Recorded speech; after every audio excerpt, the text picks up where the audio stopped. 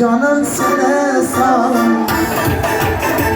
Duyulur elgakiler, sandıklarım kız yaşıyor. Kızım gene çarına gel, 98 sene sağlam. Duyulur elgakiler, sandıklarım kız yaşıyor. Kızım gene çarına gel, balalım sene sağlam.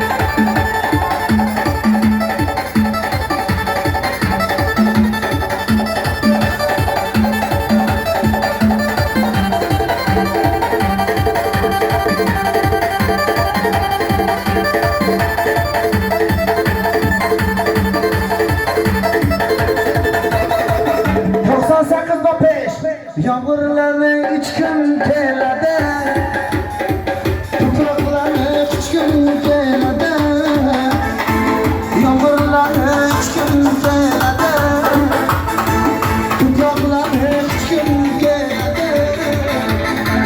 Boylarından 3 gün gelede, balalım sene sağlamdan. Boylarından 3 gün gelede,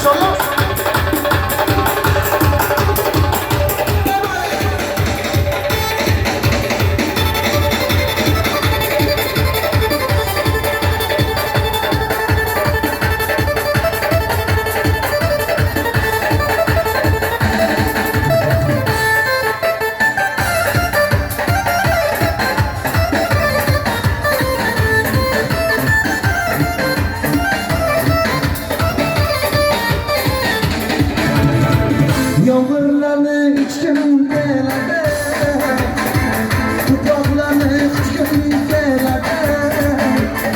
Boylarından 3 gün gelede, Umut ukam sene sağlamdı.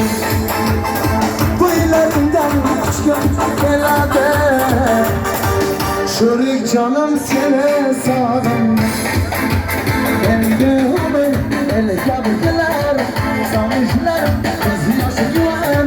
Kızım yine çarına gün gelir. Barışırım sizi seni savundu be. Selamat oleyla. Kuylar mübarek olsun.